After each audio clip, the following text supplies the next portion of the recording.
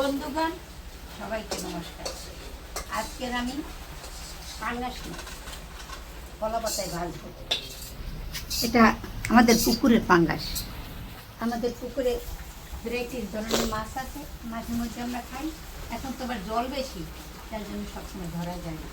তাই একটু আমার পুত্রবধূ একটু পাঙ্গাস মাছ কলা পাতায় ভাজা খাবে, তাই করলাম কি সকালটা পাঙ্গাস মাছ পুকুর দিয়ে ধরলাম, দিয়ে আনলাম। এখন একারে জ্যান্ত তাজা কলা পাতায় ভাজা। কিন্তু এর একটা জিনিস আছে, পাঙ্গাস মাছের বেশি তেল, তাই আমি ভাবলাম কি যে তেলটা একটু করার জন্য একদম কুচাইয়া আলু একটু মাঝখানে ভাজা দেব, যার জন্য ওই তেলটা অত বেশি দেখা যাবে না এবং আলুর ভিতরে মজ্জে দেবো।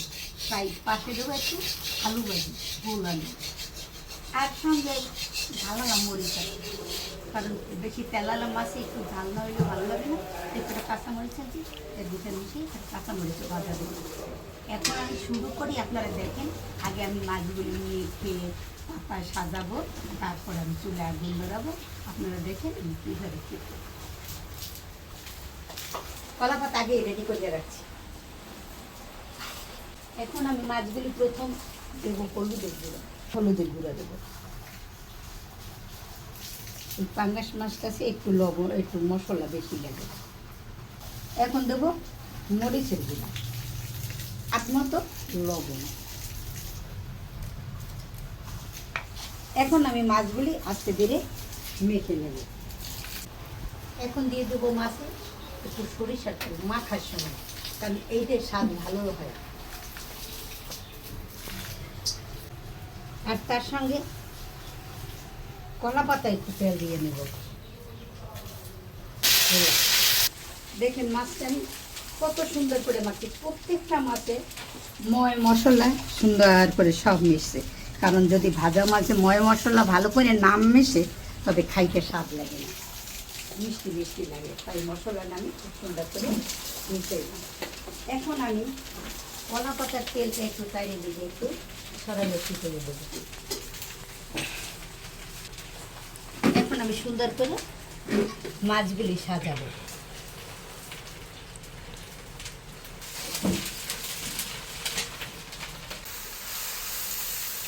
মাছগুলি আমার সাজানো হয়েছে, এখন আমি আলুগুলি একটু মাখাবো। মাখাই।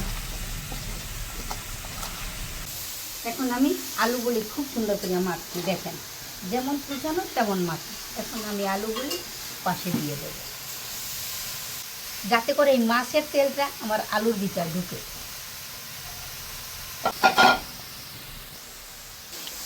খোলায় তুলে নেব। এখন আমি চুলে আগুন ধরে দেবো।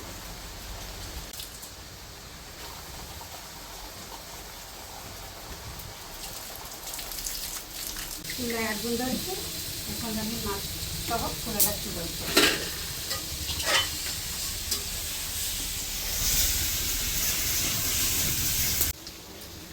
দেখেন মাছটা হয় নাই, এখনো ভাজা হয় নাই, তবে মোটামুটি একটা ভাজার পর কত সুন্দর হয়েছে। একেবারে যেমন মাছ মাখা মাখা করে রান্না করি না, আর আমি মাখা মাখা করে ভাজি করব। আরও একটু দেরি লাগবে, কারণ এত আস্তে আস্তে করতে হয়। তাই মাছটা এখন মশলা চারিদিকে মিশে গেছে, কত সুন্দর হয়েছে। আর একটু সময় রাখবো। এখন আমি একটু ঢেকে দেবো, কারণ প্রথম তো দেবার পরে খুব জল বেরিয়েছিল, এখন জলটা কমছে। এখন আমি একটু রেখে দেবো, যাতে করে মাছগুলির ভিতরে ময় মশলা দেবো। এখন আমি ঢাকনাটা তুলে দেখি আমার মাছ ভাজা কত দূর কি হয়েছে।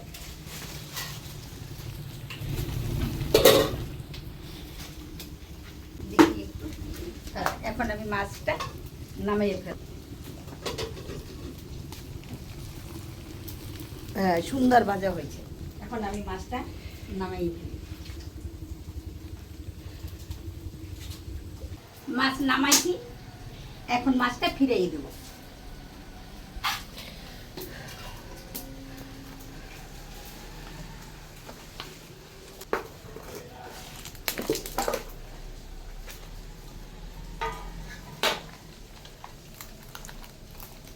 দেখবেন একটা সুন্দর ভাজাই দিছি মাছ। খাওয়া তো পরে, আগে দেখেন কত সুন্দর। এখন আমি আবার খোলাই দিয়ে দেব।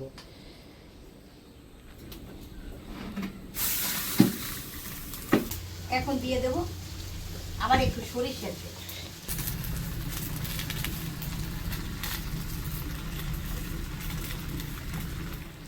মাছ ভাজা অনেকেই খায়, অনেকেই খাইছে, কিন্তু আজকের ভাজাটা এটা হয়তো বা না খাইলে কেউ বুঝবে না। আপনাদের কি করে বুঝাবো যে মাছ ভাজা আমার কত স্বাদে হয়েছে, কারণ আপনাকে আমার কেউ এই কাছে নাই। তাই কাছে নাই বিদায় আমি বলবো আপনারাও ভাজবেন এইভাবে। পাঙ্গাস মাছ, যেটা পাঙ্গাস মাছ ভাজটা খাইয়ে দেখুন, খুব স্বাদ লাগে। এখন আমি আজকে দিয়ে ভাজি। দেখেন আপনার আমার মাছ ভাজা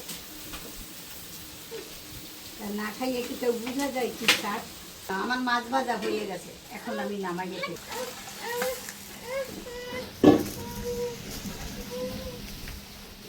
দেখেন মাছ ভাজা, পাঙ্গাস মাছ ভাজা সাথে আলু, কত সুন্দর লাগে।